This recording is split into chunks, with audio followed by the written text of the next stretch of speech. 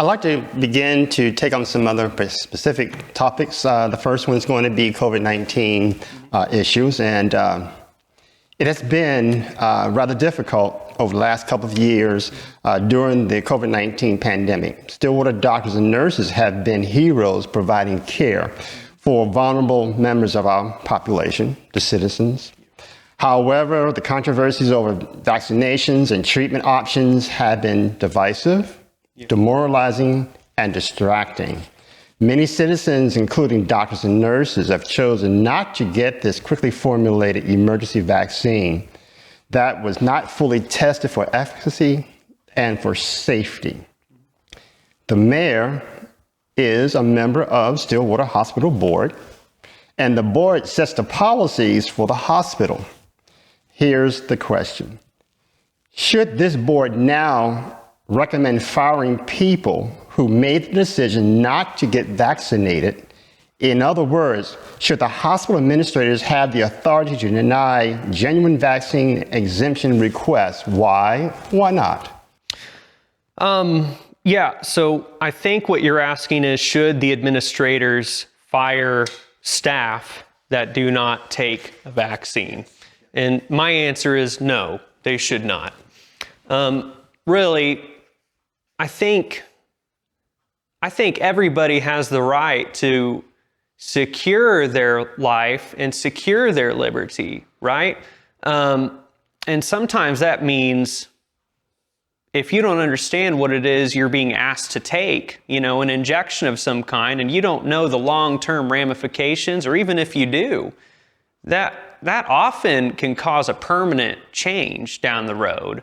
Particularly with vaccines, good or bad. The reality is, I think that as an individual, you ought to be able to maintain that autonomy and not under threat of, or duress of losing a job or funding.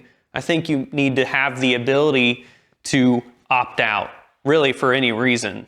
To wrap back around, I think we need to protect those nurses and doctors' right to not take any vaccines if they so choose. I think that actually goes beyond the COVID-19 vaccine. I think that's all vaccines, all medications. And those that want to take it, they should be able to. It's a two-way street. You have the liberty both to take those things or not to take them. It's really up to you as far as I'm concerned. So in my capacity on that hospital board, I would approach it from that perspective. Let's move on a little bit to the lockdowns, okay? During the height of the pandemic, decisions were made by the Stillwater City Council. Decisions included the lockdowns. That included complete closing of small businesses.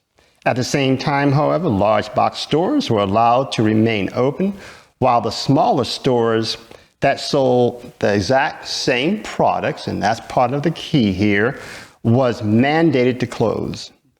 What is your opinion on that? I think all business closures are unconstitutional. As I said, we're a nation of kings. You can't rightfully close anyone's property because the primary object of the government is to protect property of every sort, as well as the rights that lie within the individual. So when you go to one of the kings and you say, you can't operate your kingdom. You have to stay inside of it. You can't allow people in to come or to go. And we're going to regulate that now. I think you're stealing from them. So really, I don't think any business closures should have been enforced by the government. If the business wanted to close, they can. And if they did not, they should not have been made to. As a result of the business closures, the government had to reimburse businesses through the PPP programs. That cost our entire nation a lot of money. And the fact of the matter is that wouldn't have been necessary if we would have allowed businesses to do what they need to be able to do and make their own choices for their own businesses. What would have been your recommendation during the time the City Council was wrestling with that problem? My recommendation would have been let the citizens decide. My recommendation would have also been let's follow the data. Let's inform them, right? As the government officials, it is our responsibility to keep them informed on what's happening. And so I think that's important. If we think that there's data saying that masks do or do not work, or vaccines do or do not work, I think we cite that information and just say, here you go. Here's what the researchers are saying. Do what you want to with it. Okay, and that's a very interesting statement because just recently, the world-renowned Johns Hopkins University has come out with a study and published an article that simply stated that when they compared what happened in the United States with lockdowns with other nations that did not have lockdowns, that the lockdowns accomplished nothing basically positive. Actually, what Johns Hopkins had indicated is that it did more harm economically, it did more harm emotionally, and the number of lives saved, if I remember correctly, it was about 1%. So actually, the evidence that is finally truly coming out now is that the lockdowns really did not accomplish what they claimed it should accomplish.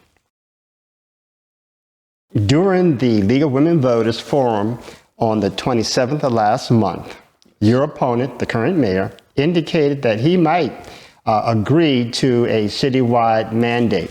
He especially mentioned masks. The question presented during the forum was about masks and vaccine mandates. So the citizens of Stillwater can only assume that he would be agreeable to vaccine mandates as well. What is your position on vaccine and mask mandates for the general population? It's real simple. We're not going to force you to do that. So if you want to wear a mask, you can. If you don't want to wear a mask, you don't have to. If you try and go on a business owner's property who wants to make you wear a mask, well, you need to follow their kingdom's rules. I think that limitation in my mind stops with vaccines, though. Even if I don't think business owners should be able to make you take a vaccine to enter their property, but that's kind of one of those areas. I don't know. I don't think that's right. I think it has too long-term of effects. But anyway, my position is the city should not be mandating masks or vaccines, period. We have a really good example when it comes to mask mandates. Once the state was opened, Mayor Schilling down in Perkins did not promote a mask mandate. And they did not have a high number of cases of COVID-19 problems. So I appreciate that. I appreciate that answer. Perkins is a great model that people really should be looking at much more closely. Our city is divided between the vaccinated and the unvaccinated, the masked and the unmasked. What will you do to unite Stillwater? My goal is if we promote liberty, then we promote unity in our community. It's my sincere opinion and my sincere conviction that liberty is the grace-filled answer. When you allow people to make that choice for themselves, right or wrong, you're essentially giving them the grace to try and figure it out. And then sometimes it works out, sometimes it doesn't, but you're giving them that space, right? And so really, to me, liberty is a love and a grace thing. God gave it to us, so why don't we give it to our citizens? When we promote liberty, we're promoting love and we're promoting grace.